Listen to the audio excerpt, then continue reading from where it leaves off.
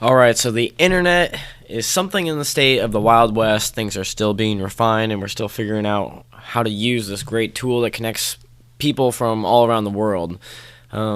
What I'm finding is that many people are not treating it as if there's other people on the other side of things. So becoming more friendly and accessible on the internet is huge. It's great for your brand, great for your personality, and for people to gain and understand who you are. So I think it's partially to blame on that that people are sharing information without any context. So there's just kind of info thrown in your face that people aren't explaining the true nuts and bolts around it, and they're not doing as much vulnerability on the internet. People aren't actually sharing who they are or their personal interests besides just work, business, trying to make a buck. So I think everyone's kind of partially to blame that being real and showing the raw, true side of yourself isn't done as frequently as it could be on the internet. Okay, so what are we talking about today? This is creating meaningful relationships on social media and the digital beyond. So we're going to be talking about how to cultivate online relationships, what platforms I have found for good relationship success in my history, and then finding your tribe, finding groups that work for you, getting active online, what that means, and engagement. So how to build rapport, how to build interactions with the worldwide network of the web. All right, let's get started. Thank you for checking out the Media Marketing Podcast, a place where you can learn all things media and marketing related. Don't miss a beat in boosting your business and your brand. In each episode, you'll gain valuable insights, tools, and strategies to apply to your marketing efforts. And now your host, Brian Cargill. All right, number 1, joining the herd, otherwise known as groups. There's Facebook groups, LinkedIn groups, and you can also follow people who are part of a bigger group, so you can see what groups other people within these sectors are following, and join up with them. Create those alliances. Why is it a good idea to do this? Well, you're able to stay up to date with what's happening in your industry. You're able to interact with people that are professionals within your industry, maybe thought leaders, and you can still create meaningful relationships online. Even though you're not in person having that face-to-face interaction, you can still communicate with someone, ask questions, create follow-up, create intrigue. Those are all things that you can do online. It takes a little bit more work, I think, more persistence than just that first initial, in-person interaction, because you're able to see someone's face and how they're reacting to things, and in real time they're giving you all their attention on the web, on your cell phone, on these different platforms. Your attention is being pulled in a lot of different directions because there's so many great things going on that people might only give you a couple seconds of their time, and even then it has to be really, really worthy of their time, whereas in real life they are honing in on you. So how can you foster some of these relationships? Actually, I guess really quick before we move on, joining different groups, finding groups that align with what it is that is in your industry or what you're pursuing. So typing in those keywords. I work in marketing, so following some of the bigger marketing organizations out there, and then even segmenting down to content marketing, and then all things media, film, and podcast groups. Those are a great way to interact and kind of build a greater rapport than just someone that follows you on these. You're actually you're joining that group. You have a common interest, you have a common background, and you're looking to learn more. You're looking to help others. It's just being part of a community. It's a human nature. Okay, so how do you really stand out and foster these relationships? Well, get active. What is getting active? Well, asking questions within the group. If there's something that you've always wondered or you're always curious about, ask a question. Ask for a mentor if you want within these groups, and you'll be surprised by who is willing to work with you and help you out. Answering questions that other people have is a great way to show that you're knowledgeable and a resource. commenting, so following up with, hey, thanks for sharing. Maybe if you have some 2 cents to add to a post, that's a great way to stand out, and shows that you're involved and that you're committed. And then sharing your own useful information. So there's a lot of information online, and I think what we're finding now is that every individual is a filter. You're filtering for the content that you think is the best, because there's a lot of it, things that kind of rises to the top and that you share. If you're sharing high-quality content all the time, not all the time, but frequently, people will respect that and they'll follow you because they know that you're kind of aggregating or disseminating between all of this information what's the most useful for your audience.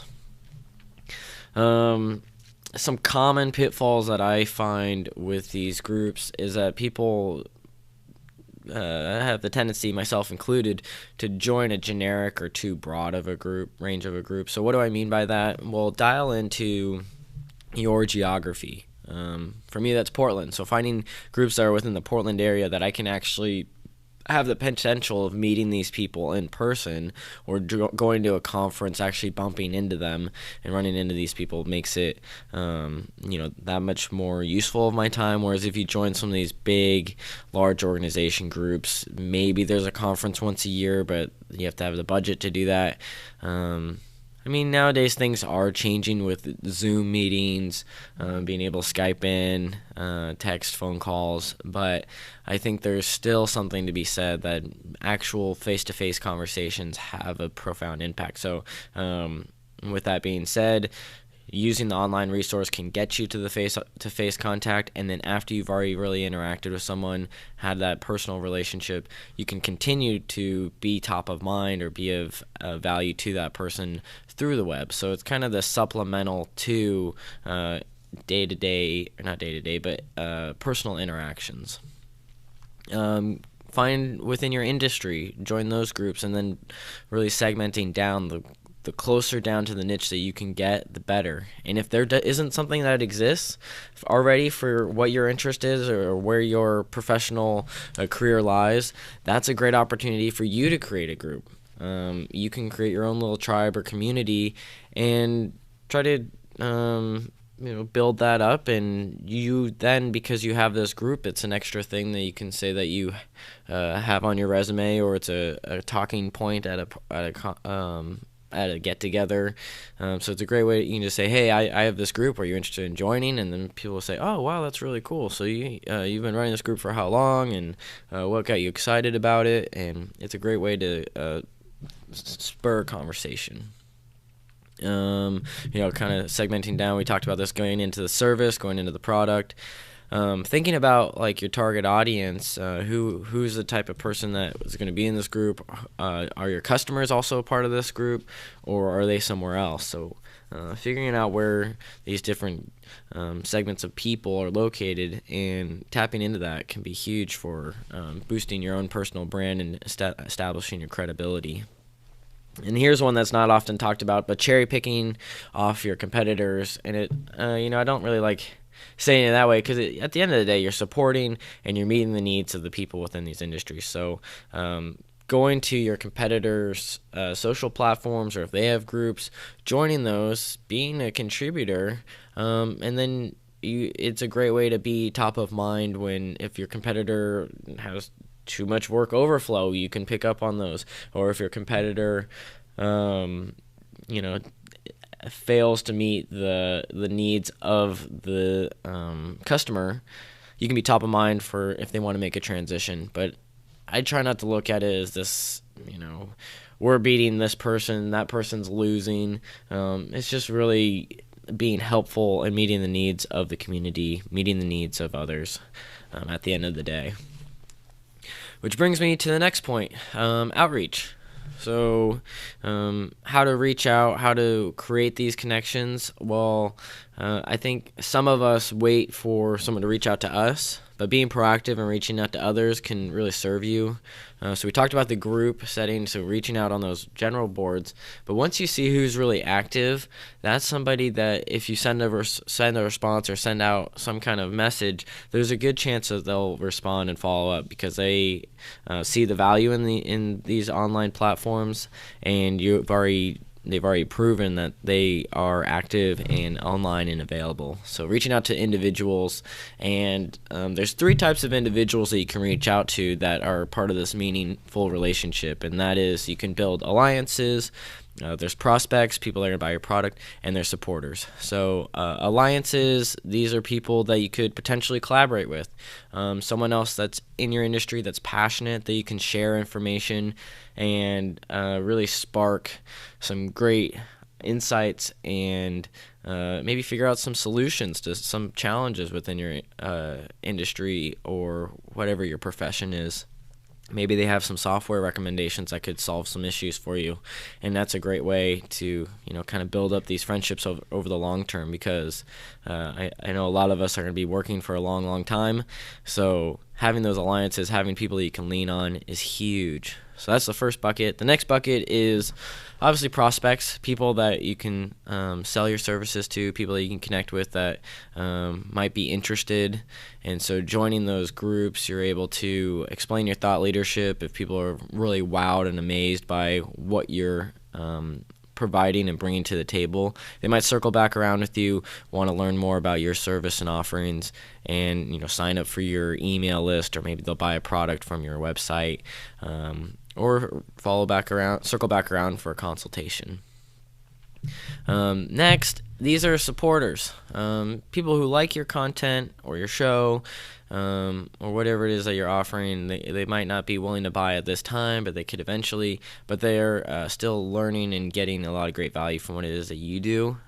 So when you're in these groups, meeting these supporters, what's nice is nowadays you can create a conversation, create a dialogue. It's not this one-way passive receiving information. You can ask for feedback from supporters, and you can even ask how you can best support them. So that's where creating your own group can be great. You can just ask a question out to them. But even within another group, you can say, hey, what is something that people aren't getting a lot of that I can bring to the table that I can share with them? Speaking of supporters, let's talk about the power of response. So what do people currently do? Well, I think we get messages that come through on Instagram, or people comment on LinkedIn, and many people read, but they don't respond. This is a huge loss. Responding to each of these comments can be one way to show that you're committed, that you are active, that you're a real human, that you're willing to go the extra mile to cultivate that relationship. And you're not going to build a relationship off of one response, but maybe a couple different responses or direct message. It's just one more thing in your toolkit that you can provide that allows you to create those interactions and build up those meaningful relationships.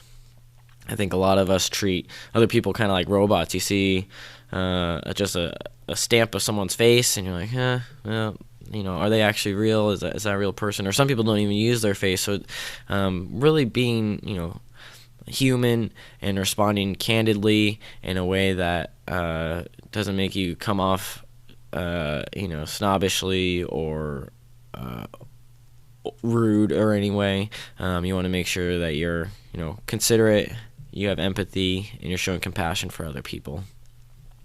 And you can do that by personalizing it. Say, hey, thanks for making this comment in this space. I'd really like to circle up with you here. Really explaining where it is that you first initially made that contact, and building that trust right away. I know emojis are pretty popular. Depending on the professionalism of your brand, it may or may not align with what you're trying to accomplish, but just another thing to keep in mind, that is another way to continue to not look like a robot. Adding emojis, people like it. It's kind of the modern day Egyptian hieroglyphics is speaking through emojis, and sometimes the picture can speak a lot more than words, so you can get the same thing across. It feels a little bit more heartfelt, but that's another option for you. So online relationships in a nutshell, I'm really not sure why we treat them any differently, other than it's kind of this cryptic, just a little bit of text back and forth. And humans, we are, prone to interact with other people face to face, being able to read someone's emotions. And so when that's taken out of the equation, I think it maybe just feels different. But keep in mind that there's someone else on the other side of those chat boards. So treating them like a person is a great way to connect. And keep in mind that it also takes more than just one interaction to get to know someone. So if you're simply just liking a post, moving on, that's probably not creating a relationship. But liking a post, circling up with a message, doing some of these other things where you're responding to what they've posted or responded to their comments, responding to questions, just saying how can you be of service, or even setting up a phone call with that person if you're feeling really ambitious is a great way to get to know them a little bit better. Or just ask them even a little bit more about their service, or what's their favorite thing about being in this industry. That's a great way to foster those relationships. And you never know where these relationships could lead. It could lead to business. It could lead to a collaboration. That's kind of the beauty of all the things that we're doing, is you never know where it's going to lead you. And so if you're really wanting to be on top of it, creating reminders on your favorite app tracking service can be great. Putting reminders in your calendar, because you don't want to inundate someone with a bunch of information all at once. But maybe you circle around with them every 2 weeks, once a month, finding a good cadence to check in and still be top of mind and being a resource to people is huge. So here's the pro tip. If you're looking to make a connection, it usually takes, I know in the branding world, 7 to 8 times of seeing it before someone can kind of really feel like they trust your brand and being willing to make a purchase. And I don't think that's any different for individual connections. So 7 to 8 times of being personable, being professional is a great way to establish trust and get people excited about wanting to work with you. So I hope this helps. Building relationships on social media and online, it's just a different way of going about it, but there's a lot more tools at our disposal rather than trying to, you can't be everywhere all at once or all around the world, but you can on a message board, you can on social media and on the web. So if you found this helpful, or you have any comments, or you'd like to add more to the conversation, feel free to reach out to me at info@briancargill.com. As always, check out my social media channels on Instagram, Facebook. Well, not so much on Facebook. That's more personal. But if you want to have a personal conversation, that might be a good spot. But Instagram, LinkedIn, and in the chat boards of iTunes and Spotify. So, all right, until next time, good luck cultivating those relationships,